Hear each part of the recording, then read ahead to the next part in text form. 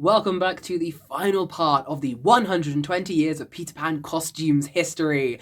And it has been a long ride over the course of this year, but we are finally here. And if you are watching this video, it means it is the 27th of December, or at least the day it was posted was the 27th of December. And this marks officially 120 years since the first ever production of Peter Pan was put on in the London stage. Alright, let's celebrate the occasion then and look at the last few costumes on this list, and then we'll do a big look back over all of them, and we're going to do a cheeky ranking video as well. And there's a lot of them to get through, so let's talk about it. For the next part of this video, I'm going to talk about the last chunk of costumes, which is from the year 2021 to the present day. And then I'll talk a little bit about what's coming up for the future of Peter Pan. But right now, let's talk about those few last costumes on the list. Starting off in 2021. Now, this wasn't a production I was going to talk about, but I found some fantastic YouTube clips of it, and I just really wanted to. And the quality of the clips were very good, so I could see the costume. So this is the Pickleville Playhouse in Utah, their production of Peter Pan from 2021. Now, the designer, as far as I can tell, was Whitley Osborne Davis. But I am happy to be corrected on that one, because that was as much information as I could find on their website. But what does this Peter Pan look like? Well, now this one reminds me a little bit of the Peter Pan Live outfit, but I think this one elevates that design a lot more.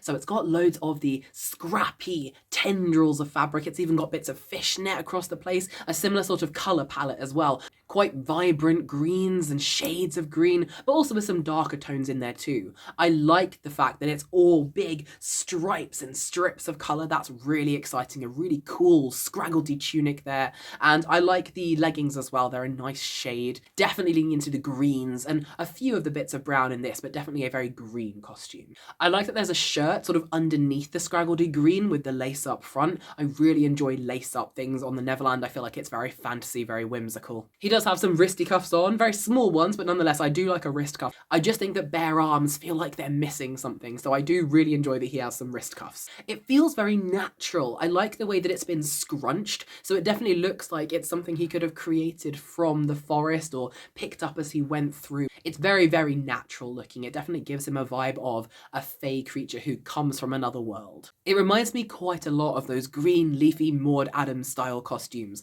The lace-up tunic, though, does go all the way back to the sort of Nina style costumes from the first 1904 stage productions, but predominantly this one, very green, very leafy, definitely feels very Maude Adams-y, and it's feeling like a very modern style Peter as well. There are elements of Kathy Rigby's Peter in there, and again, definitely Peter Pan Live as well, although I definitely prefer this version. Alright, that is 2021's Pickleville Playhouse Peter. Let's move on to the next.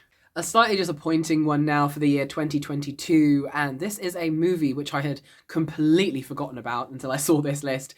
This movie is called The Lost Girls, and I sat through it so you don't have to. I will say about this movie, and I might talk about it fully in another video, it is beautifully shot. There are a lot of moments, particularly in the lavender fields, which are absolutely beautiful. They look absolutely stunning. The colours are vibrant. It's absolutely beautiful. But, oh, wow, is the dialogue exposition heavy and awkward. To give you one of my favourites, and by that I mean least favourite quotes, from none other than Peter Pan himself in this movie. And he says to a darling child, "Let's make like a leaf and blow." I can never and will never understand the choice to include that, number one, in anything at all, and number two, from a character like Peter Pan. Anyway, let's talk about the costume. Well, this is a very easy one because, let's be honest, there isn't one. There are technically two costumes in this movie. The first one I will talk about very briefly because, well, there isn't one. It is a green t-shirt, green jeans / cargo trousers, and trainers. Moving swiftly on, the second one is ever so slightly better. It is a sort of callback to the Disney style Peter. You've got the folded over collar, very bright green, and you've got the lace up on the front, but really and truly that is it. It is very minimal, but as a top, as a shape, I like it. It is very Peter. One of the other characters at some point, for no actually given reason, is wearing this top. And someone comments and says, "Oh, you're dressed like Peter." And I'm going, yeah, you're literally wearing Peter's shirt. Why? And you never understand. You never explain that. But the lace up, again, do like a lace up for Peter. Suits Peter very, very well. And it is a very vibrant shade of green, which is quite nice, seeing him in a bright shade of green. And Yeah, that is pretty much it for this one, so moving very swiftly on to the next. It's gonna get better, I promise. 2023 came next, and with it came two Peter Pans that I'm going to talk about. Number one is the one that most of you will probably remember, well, maybe not, which is from the live-action Disney remake of Peter Pan, which they really didn't promote at all, and I was taken completely by surprise, along with so many other people, when it came out. The costume designer for this was Angela Dixon, and this is someone who also worked on The Lord of the Rings! Absolutely love this designer, good grief! And actually, this Peter Pan costume is pretty good as well. It's unfortunate that in the movie, it's very unsaturated. There's a lack of colour, there's no vibrancy. I've talked about this in my review of the movie itself. It really was lacking the brightness and the fantasy that it really deserved, especially the Neverland itself and everyone who came from there. But when you look at the costume outside of the movie, a bit like with Once Upon a Time, you can see all of the details that sadly got missed on the screen. But let's look at the costume then. So this is another one that feels very, very natural. It's made of so many bits of what looks like moss and vines. It's all sort of woven together. It almost looks like one shape. When you look at it on the actor, it definitely looks like it's sort of molded to their skin, almost like a second skin that you don't pull on or take off. It's just there. It looks like lots of different things that were accumulated over years. And you can see this at one point in the film where Tiger Lily is aiding Peter Pan when he's been wounded, and she gets some moss and she sort of essentially attaches it to him to cover over one of his wounds, and it's made of a very similar stuff to his outfit, giving the impression that maybe the outfit has been built up over time of covering over wounds and just adding more things and things from the Neverland itself. It definitely just looks like something that has come right out of a fantasy realm with all the vines and the different textures. It really does look like a mossy, leafy outfit. I feel like there could be some tree sap running through there too. I might have added a few cobwebs. It definitely has a sort of texture for cobwebs though. This detailing continues down into the leggings as well, which are sort of trousers that are covered in stitch marks and scruffs and patchworks. And then the boots too, which are big, tall and lace up and in various different shades of brown with patches of green too. It is a very, very natural Peter. It really and truly feels like something he could have rolled out of a bush in on the Neverland, and it really does suit him as a character. It fits him very, very well. He also has little wristy cuffs, which again, I really like. Peter in wristy cuffs, definitely a vibe that I really like. So altogether, I really love the design for this one. It is just a shame the movie it was in completely stripped it of all of its colour and its detail. And of course, the movie wasn't that great either. But what about the past Peter Pan costumes? What does this costume remind me of? The most obvious, I would say, is the Maude Adams style of green leafy Peter Pan costumes with all different leaf textures and designs running through them in the different shades of green. But I can also see some elements of the original Nina style and Jean Forbes Robertson costumes too, particularly with just the detailing, the bits upon bits upon bits of leaves and things. And while this costume isn't very leafy, it's definitely very natural with the vines and the mosses. And I feel like they've taken a sort of similar theme, the leaves cascading over the shoulders of the originals, but instead of it just being leaves cascading, it's a whole costume, a whole tunic of cascading mosses and vines, that kind of thing. I also certainly relate it back to the novel and the play as well. Less of the autumnal, obviously, this is a very green Peter, but it's nonetheless a very earthy, very gritty Peter. It definitely feels like the kind of Peter who wears cobwebs and leaves and tree sap, that kind of thing. So definitely feels like a Peter Pan costume. If you put it in the lineup, it would definitely look like a Peter Pan costume. All right, then let's move on to the next. What was the other Peter Pan we got in 2023? This one is from the 2023 London Palladium Theatre, from their panto production of Peter Pan. Now, don't forget that Peter Pan was, of course, a pantomime when it was first put on the stages. Not quite as campy, perhaps, as it is nowadays as a panto, as pantos are now, but nonetheless, it has been a panto and did start its life as a panto, and so it absolutely fits the world of a panto. Now, the thing to know about this particular panto is that the costumes you mainly remember from this are worn by Julian Clary and Captain Hook. Peter's costume is very nice, but to be honest, it is these two you are here for and not Peter. You are there to watch Julian Clary and Jennifer Saunders, and I mean, they're just fabulous. How could you not? So please forgive me when I get completely distracted by literally every other costume. I mean, look at him. Look at this beautiful, beautiful person. So yeah, forgive me when I get distracted by their costumes when I'm talking about this one. All right, let's go.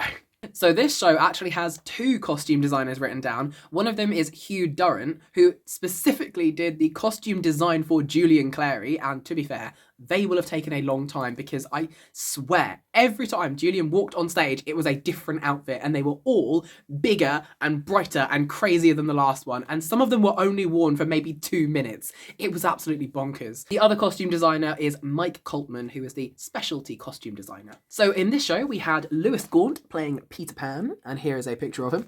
So this is the costume we're going to be talking about today. And again, I'm going to try very, very, very hard not to get distracted by literally every other costume in the show. They were all just friggin' fabulous, but let's focus and talk about the Peter Pan one. First off, this is one of the few times where we see Peter in headwear that is not a hat. A lot of Peters have either nothing or a hat. This time we have Peter wearing essentially sort of like a floral crown, almost like a daisy chain of leaves going around his head. I really like that. It's a great look. I feel like it'd be very easy to move in as well. A hat, you're constantly worried. I'm constantly worried whenever I cosplay Peter, whenever I wear him to conventions, whenever I've played him on stage. You're constantly thinking about the damn hat and whether it's falling off your head or not, but a sort of wreath, that kind of thing, absolutely fantastic. It also has a little bit of a calling to Pan, the deity, the entity of Pan, which is not entirely linked to Peter Pan, but nonetheless the names do link, and this idea of sort of, you know, the leaves, or even a sort of Greek style of, you know, coral, that kind of thing. That is very Peter-esque. I feel like Peter wearing leaves through his hair as a sort of, you know, daisy chain of floral crown, that can definitely work, especially as he is friends with fairies, that kind of thing. So I love that idea of just having instead of a hat, you have Peter wearing a sort of wreath of leaves. That's a really cool design. One of my favourite parts of this costume design is the big oversized stitching. Number one, as a theatre kid, I love this because big oversized stitching, you can see it right from the back of the audience. And also it feels very fantasy. It feels very fey. It also feels quite childish, you know, a child trying to stitch their outfit back up again, or even fairies and gnomes who are tailors stitching it up with them. So the big stitching, definitely love that. It also adds into the patchworky design of different pieces of the tunic. I love that. So the big stitching and patchwork design, love that. I also love how many leaves they have used. They've got a big collar of leaves going all the way around. You've got leaves on the big wrist cuffs going all the way up, almost to Peter's elbows at points. And then you've got those fantastic leaves going round and down the boots. Every element has been decorated with something. It's all got loads of different layers and details, especially with those leaves, and I absolutely love those. And they're in so many different colours, not just shades of green, but you've also got the autumnal colours in there as well. And there's also some leaves going around the bottom of the trousers too. Just so many leaves in this costume design. I absolutely love it. I also love the different shades you've got. That green of the tunic, while it's not the same as the autumnal reds and browns of the original stage costumes, it definitely has a similar feel. It's in the same sort of colour palette. While it's a greener version of the earthier reds and oranges, it's still a sort of burnt greeny yellow colour, which I really like. And then the darkness of those leggings, and then again, all the different colours of those leaves. Having a base colour like that to have all the leaves pop around, that was definitely a good choice, I think. I also, apart from the sheer attention to detail of the leaves, love how they remind me of those old stage costumes from the original stage costumes that Nina and Jean Forbes Robertson will have worn, with the leaves cascading over the shoulders and down the back. You've also got them in the greener, leafier Maude Adams costumes, and as the years went on and on again, you've got all the other costumes utilising those leaves through them, and you can see it once again in this.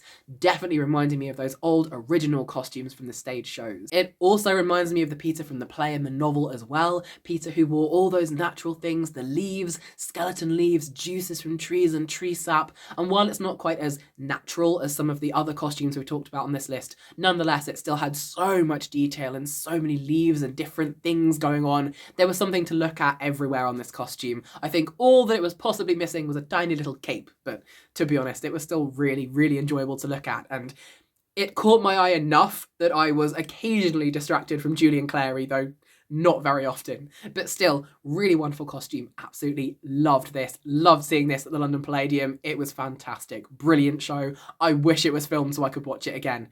All right then, let's move on to the next 2024. So this brings us up to the present day and 2024, and I have chosen one costume in particular to wrap up this video with, to wrap up the 120 years with, and it's a stunner. So we are going to look at, as the last costume on this list of 120 years, we're going to look at the costume from the Broadway musical tour of Peter Pan that's happening right now in America. The designer for this wonderful costume is Serafina Bush. By the way, Serafina, very good His Dark Materials name, loving that.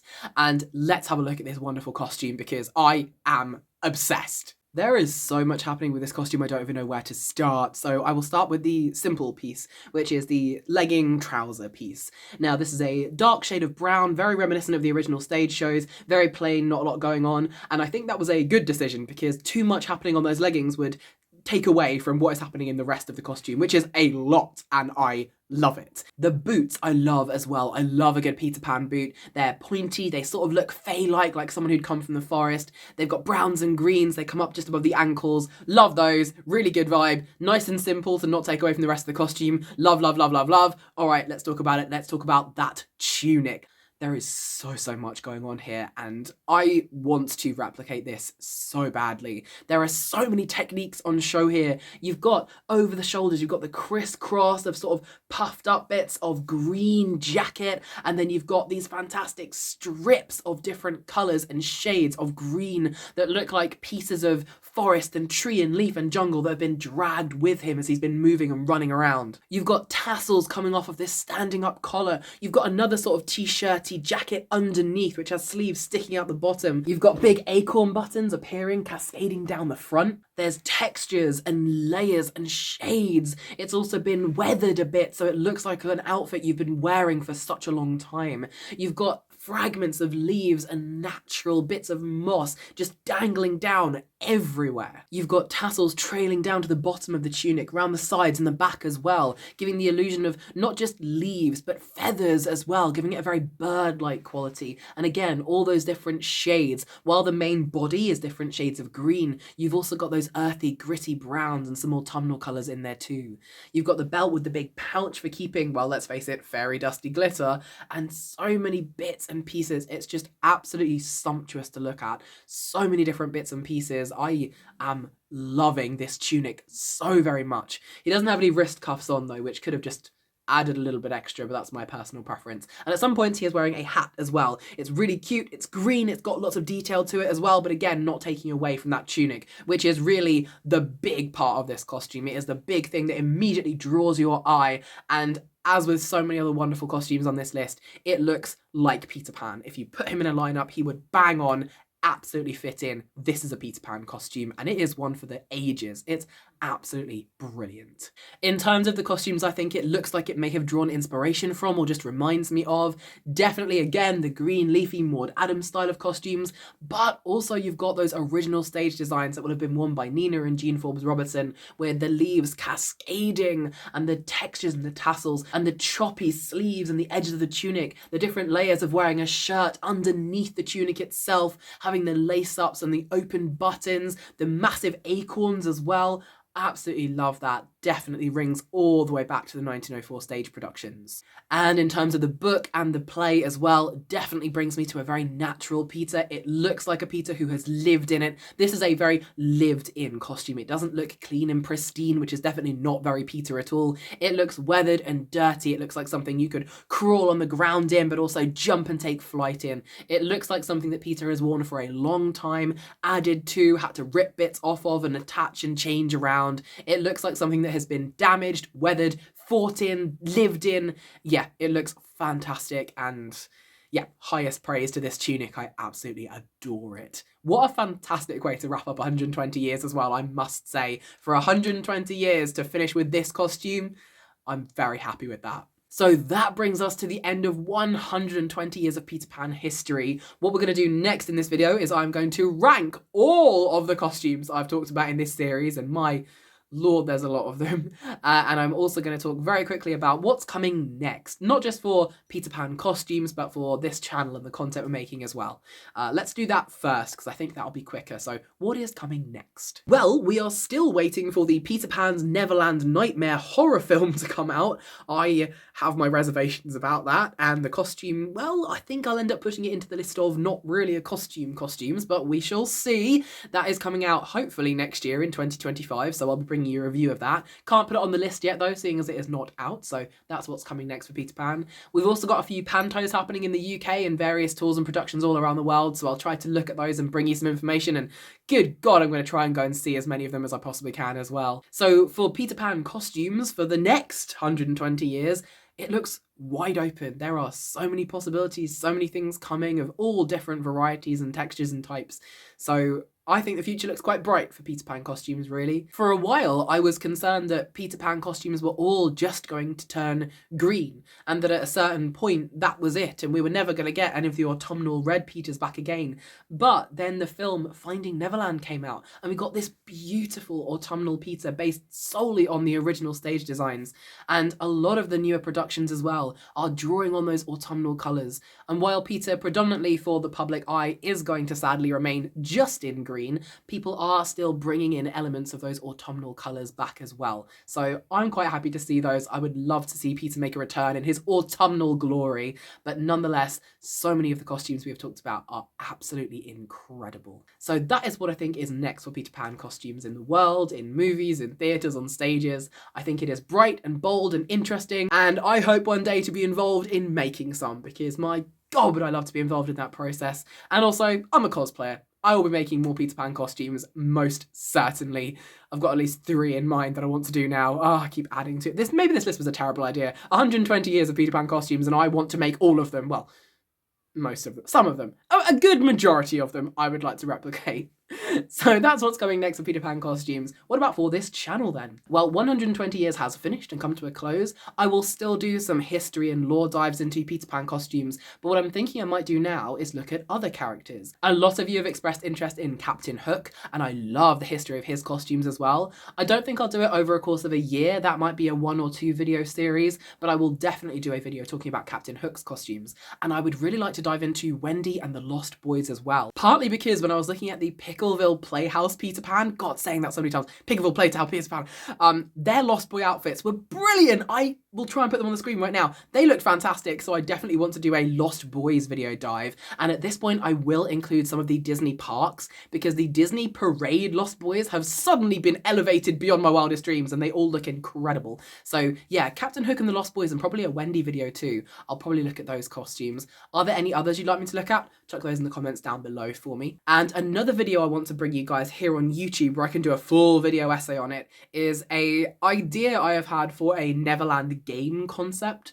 So I can very happily just run a regular D&D game but set in the Neverland, but I've also come up with a little idea of how you could make it its own fantasy game, just using D6s, and there's a whole different class and race concept system and a fighting thing that I've come up with, and some adventures and ideas of places. So I'll be bringing you that video as well with this concept idea I have for a Neverland game. We'll see how that goes. I need play testers. I will try and get some of you in to come and play test it with me.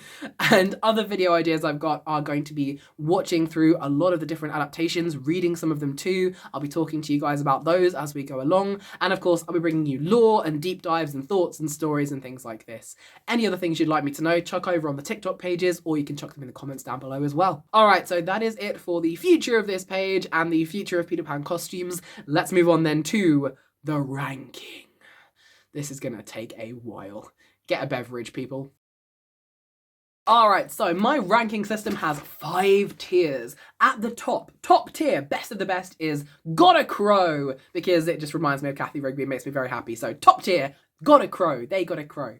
The second one down is almost as good, and this is nearly top tier, but they just missed out, and so I'm calling it Needs More Fairy Dust, because they are absolutely wonderful. All the costumes in this, they just need maybe just 1 or 2 little extra bits, and they would have been, whoa, right at the top, but still nonetheless amazing.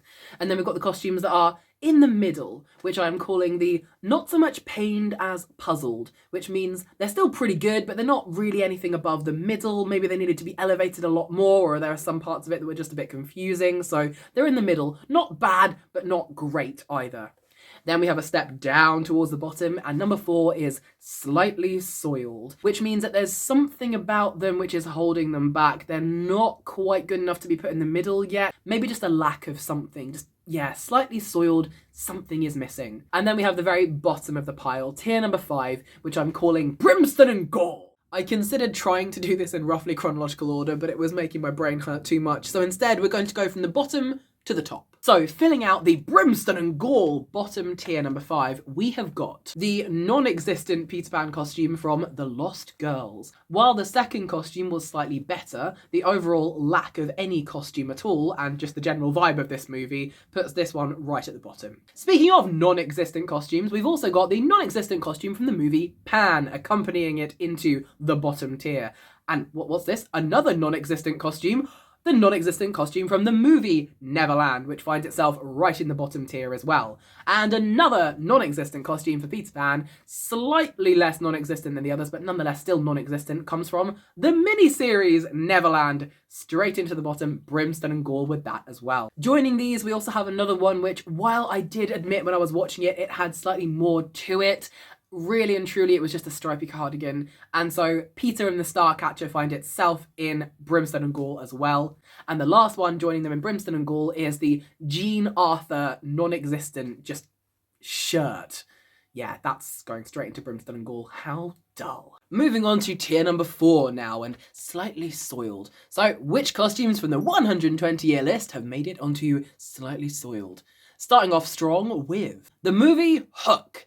As I said at the time, this costume does have some detail to it, you just can't see it, and this really lets it down because the costume itself is fairly interesting, but you simply cannot see it on the screen. Nonetheless, it's definitely nowhere near as interesting as half the other ones on this list, definitely not interesting enough to make it into the middle tier. Yes, I'm trying very hard not to let my bias about the movie itself show. The fact I didn't put it into tier number 5 shows I have grown as a person, but ultimately it is just a very plain one-note costume which doesn't have too much to it and you cannot see it on camera. So Hook the movie, their costume goes into slightly soiled. I'm also going to add in this list the movie Come Away for a very similar reason. The costume isn't bad, it's just not very interesting. In fact, this one is very similar to the movie Hook, a very similar cut and shape. It doesn't have a lot of colour or detail or design to it though, and while it is sweet and it's very clear what it is, nonetheless it does still belong in Slightly Soiled. Also in Slightly Soiled is the costume from Wendy and Peter Pan. This one was slightly more interesting than the non-existent costumes of Peter and the Starcatcher, however, it still was almost something of nothing. It just had a few extra details here and there, particularly the hair, that just elevated it slightly out of the bottom tier and brought it into number 4. Also in tier number 4, we find the Disney animated Peter Pan. It's simple because it's animated, but nonetheless it is still very, very simple with minimal detail, so it belongs in here. Another animated one is the Burbank Peter. It's very minimal, a bit more interesting than Disney, but nonetheless not interesting enough to put it in the middle, so it is going in Slightly Soiled. And another animated Peter is from the anime Peter Pan series. That one belongs in here as well for a very similar reason, just not as interesting, not as much detail. Sandy Duncan's Peter Pan costume is going in here as well. While it has slightly more detail than the one from, say, the movie Hook, it is still not very exciting when compared to so many other Peter Pan costumes, particularly because it was on the stage. It's unforgivable to have a boring stage costume, and while it was not Jean Arthur levels of boring, it was still very bland, and if you put it in a lineup, you would not know it was Peter. Also in tier number 4 is the ITV Peter and Wendy costume. While I love this mini movie, it's so beautiful, and this costume is better than tier number 5, it really was not a lot to it. And that's probably on purpose because this movie really isn't about Peter. Much like Peter in Wendy and Peter Pan, he is a sort of background character, but nonetheless, I think they could have done something more with his costume. It had a few more details to it than the ones in tier number 5, but nonetheless, this one definitely belongs in tier number 4. And rounding off tier number 4, we have the Peter Pan costume from the Peter Pan painting game. Do you remember that from the Peter Pan video game video? This one, very similar to Disney, very simple, very basic. In fact, it's here because it's where Disney is. They're practically the same costume, just a little bit different.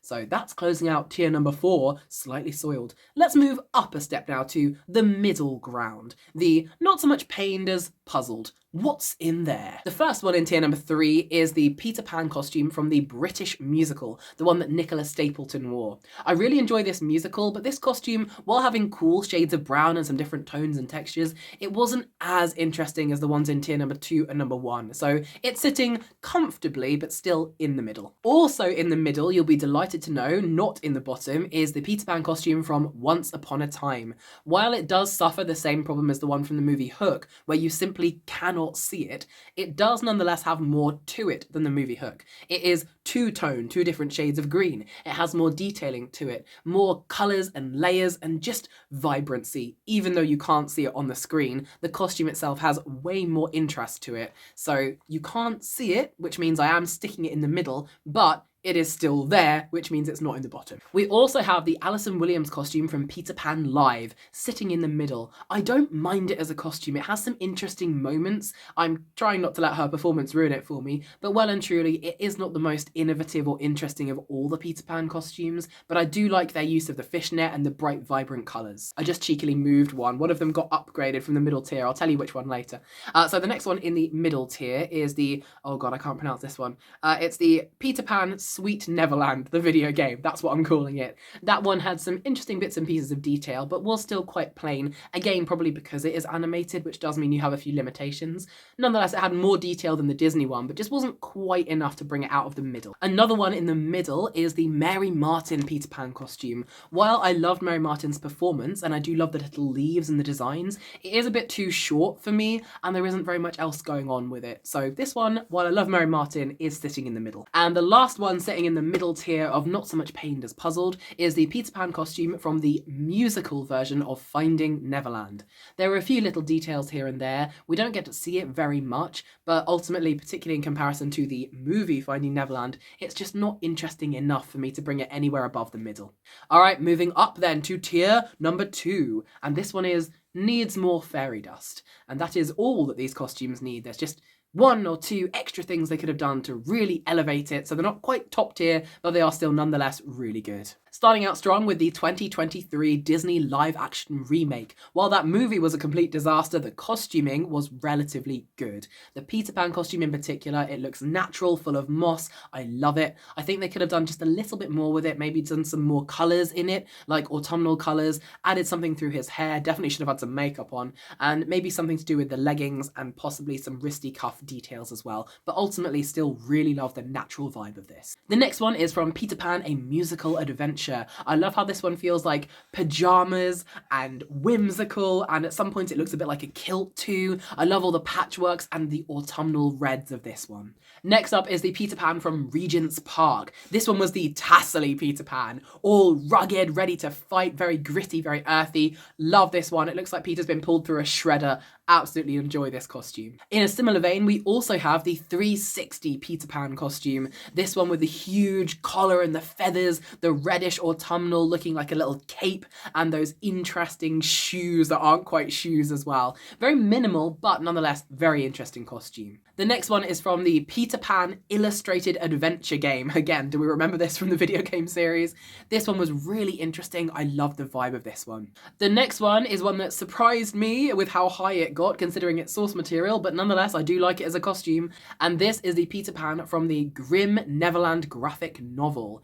It's a very different vibe. I love the silver hair, the autumnal colours, the sort of armour bits and pieces. Very interesting. Love this costume. And the last one in tier number 2, needs more fairy dust, is the one that I upgraded. I'd originally put it in the middle, but looking at it again, I had to upgrade it. And this is the one that we talked about just now, London Palladium Peter Pan. Just looking at all those leaf details and the big stitching, yeah, I had to boost it up. It's just so interesting to look at. So that is rounding us off with tier number 2. So what is left then? Did your favourite make it into top tier number 1? Let's find out. Tier number 1, They Got a Crow.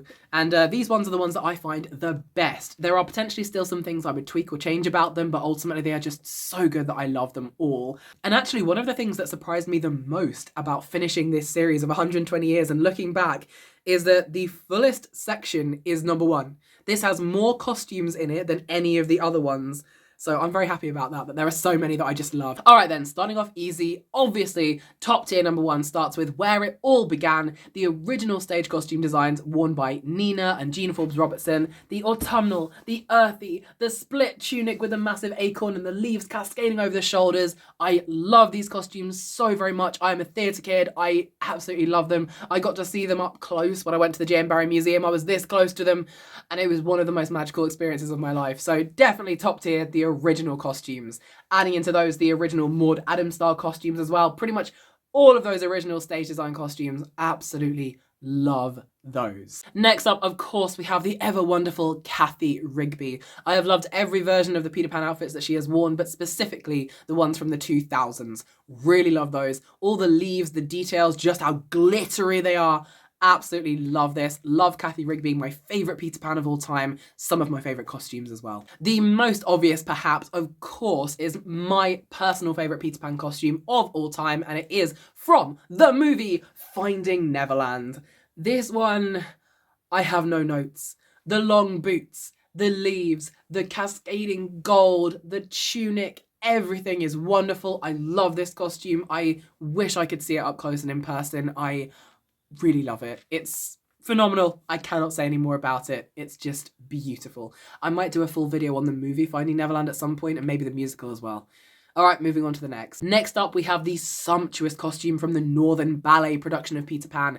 This one had so many leaves and textures and colours. It was alive. Everywhere you looked, there was something else happening. This costume, oh, it's just a breathing Peter Pan costume. Absolutely adore this one. The next costume in the top tier section is from Peter Pan Goes Wrong. Love this show. So incredibly funny. What a talented bunch of people. And also this costume is just so different. They had the patchworks and the stripes. They have the trousers with all the details going down the sides. Everything has been thought about. It's covered in richness and vibrancy and detail. I love this costume so very much. Of course, it's skyrocketed to the top. Another unsurprising one is the one we just literally finished the list by talking about, and it is the 2024 Broadway Tour Peter Pan costume. This one has so much detail and so many textures, such a variety of not just different fabrics, but different techniques used to make this, and it looks so very natural and so very sumptuous. Absolutely love this. Similar to the Northern Ballet, it's just got something to look at everywhere that he moves. The next one is from the Russian movie Peter Pan, and I love this costume. It's so unique. It's so beautiful and colourful with the cascading feather-like shoulders. Absolutely adore this one. And in a similar vein, for very similar reasons, a similar costume to this is the Anita Harris Peter Pan costume. This one boomed to the top of my list immediately as soon as I saw those pictures. It's so beautiful, so colourful, so many gems and sequins and dangling tassels, the big sleeves that look like bird feathers.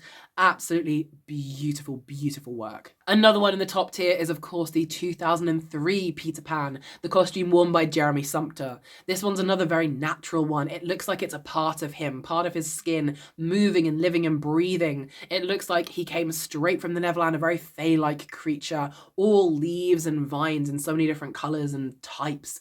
Absolutely adore this one. Another one I love so very much is the Peter Pan costume from The Never-Ending Story. This is an insane show and the costume matched. My favourite thing about this one though is that it has fae-like armour. It twists in leafy shapes off of those shoulders, and it just looks so much like something you could move, breathe, and fight in as well. Another one in the top tier is the Fox's Peter Pan and the Pirates costume. Now, this is a way of showing that animation does not have to be boring. This Peter Pan costume, while being simple, still manages to have layers and textures and tones to it. I love that Peter has a ponytail, he's got the little cape, it's different shades of brown, those autumnal colours from the original stage show. He's got the long tunic, the sleeves, the jagged edges. Everything about this just screams of the original stage production, and I absolutely love it. Another one that came into the top tier, surprising me actually, is from Disney, and this is from the Disney Mirrorverse game series. I love that you've got the shadowy version of it as well, but predominantly what I love is that they took the cartoon that they made in the 50s and they elevated it. They added leaves and shapes and tassels and all these extra bits and pieces. They've tied things around his leg and his shoes. Everything is just better and bigger and way more interesting. I absolutely love this one. In a similar vein, another animated Peter that I love in the top tier is the New Adventures of Peter Pan. This one, a bit like the Disney in the Parks Peter, has the big leaves coming over his shoulders, very bright, very vibrant. You can see the texture of his tunic. I love the shapes and the colour of this. It's big, very leafy, very, very natural. Feels quite Tinkerbellish, very fairy-like, this costume. Very exciting, love it. And then we come to the last one, the last costume on the list, which is in the top tier, and this is of course from Shrek the Musical. I love Shrek the Musical, and not only is it a fantastic show with beautiful songs that will make you cry, make you laugh, but also it has a fabulous Peter Pan ensemble costume.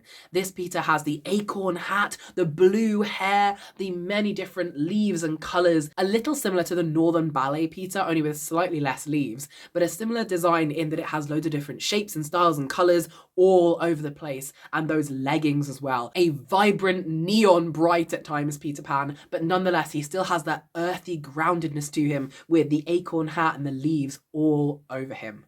Alright, that is it. That is the very end of the 120 years of Peter Pan costume series. I cannot believe we made it to the end. And to finish this video, I will show you all of my Peter Pan costumes. I should probably try them on, shouldn't I? Okay, here they all are. Here I am in some of them. And yes, I will be making more.